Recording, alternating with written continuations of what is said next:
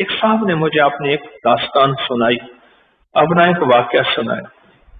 مجھے کہنے لگے کہ مجھے وجدان ہو گیا کہ میں اس دعا کے جتنے فائدے سنے ہیں اور اس دعا کے جتنے کمالات سنے ہیں، میں اس دعا کو اپنے اندر جذب کروں.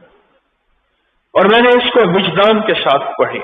بہت سے سنیے گا، عجب بات، عجب موتی بتا رہا ہوں.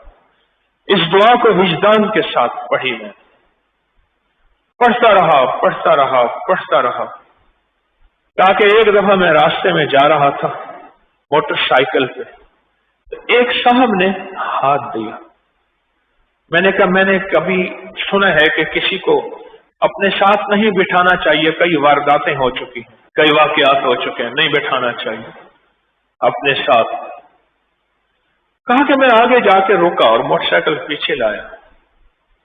میں نے ان کو بٹھایا اور کہا ان کے بیٹھتے ہی میرے جسم میں ایک روحانیت، نور آ گیا، ایک ایسی انوکھی کیفیت آئی.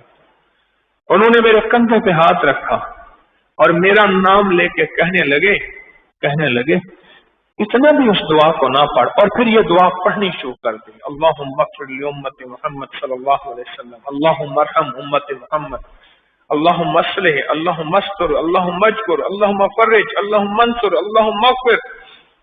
یہ ساری دعا پڑھنی شروع کر دی. کہا کہ میرے جسم میں ایک پل ایسے سنسنی آئی، پسینہ پسینہ ہو گیا، جیسے کوئی جن لگتے ہیں. خود کہنے لگے نہیں جن نہیں ہوں، تیرا دوست خضر ہوں. انہیں نہیں سنا خضر علیہ السلام کا.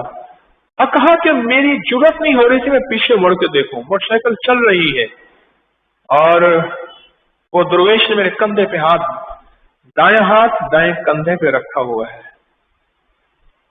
دائیں ہاتھ دائیں کندھے پہ رکھا ہوا ہے،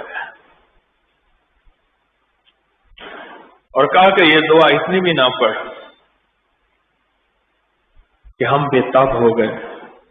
ہم نے کہا اپنے دوست سے جا کے ملاقات کریں. ہم بے تاب ہو گئے، ہم نے کہا کہ اپنے دوست سے جا کے ملاقات کریں. اتنی بھی نہ پڑھ. اور پھر من لگے کہ تیری جتنی بھی طلب اور ضرورتیں تو اللہ سے مانگ رہا نا، ساری پوری ہوں گی، اور کچھ ضرورتیں تیری پوری نہیں ہوں گی. پریشان نہ ہونا، وہ اللہ نے تیری نسلوں کے لیے بچا کے رکھی ہوئی.